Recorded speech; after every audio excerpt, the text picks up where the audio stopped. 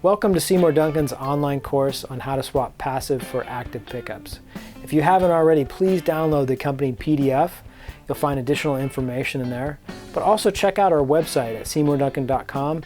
There you'll find a lot of great information, including we have this huge library of wiring diagrams, articles on how to mod your guitar, and just general lessons on pretty much anything guitar related. Also check out our knowledge base. If you're searching for very specific things and trying to troubleshoot, the knowledge base has a ton of great information in there. Now let's dive into the first chapter, where we're going to cover some of the essential tools as well as some extra supplies that will help this job a little bit easier for you.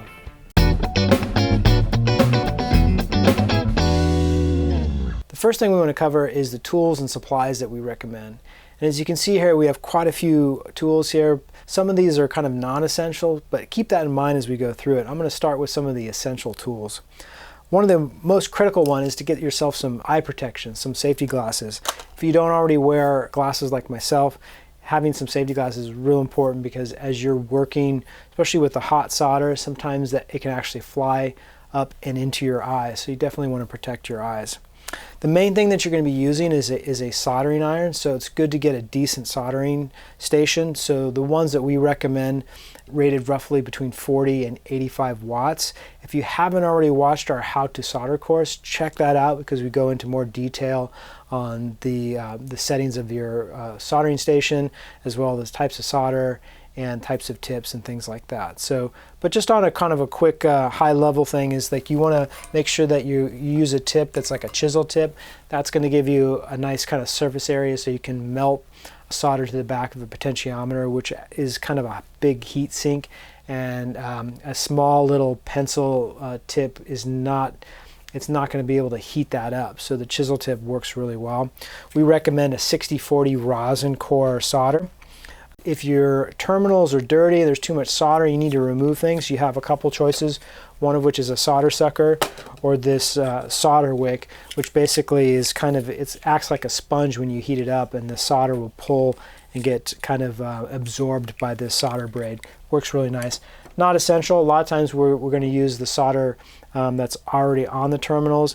Maybe we'll even add a little bit more depending on what the previous job was like. So keep that in mind. You'll definitely want to get yourself some really good wire cutters, okay?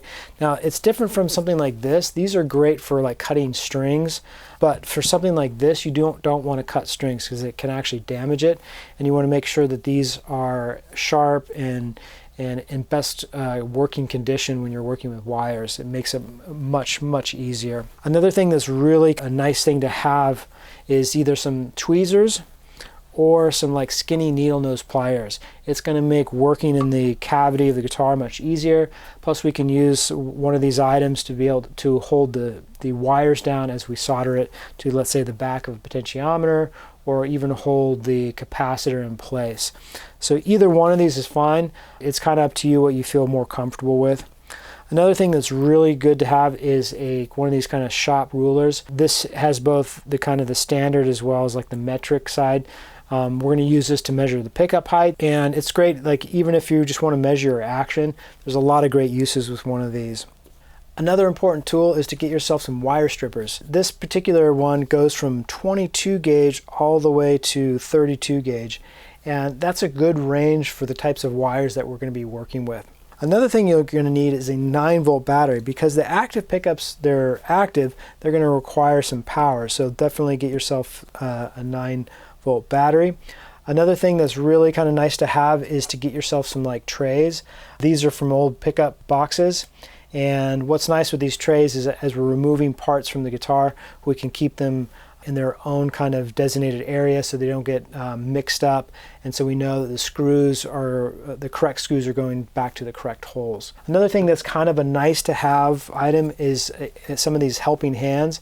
So as we're tinning wires or need to hold something in place, it's really nice to have some extra hand to hold things in place for you. Another nice thing to have is some painter's tape.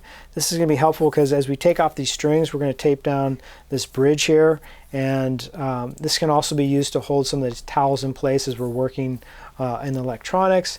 And it's just always great to have. There's many other uses for the painter's tape. You can use an electric screwdriver, but definitely want to caution you on electric screwdriver, because because they're a lot heavier than your normal screwdriver, it's easy for it to slip.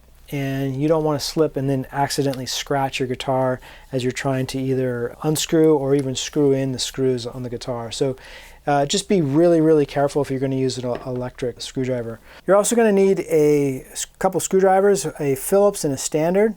It's going to come in real handy when you're taking off the back plate and adjusting your pickups.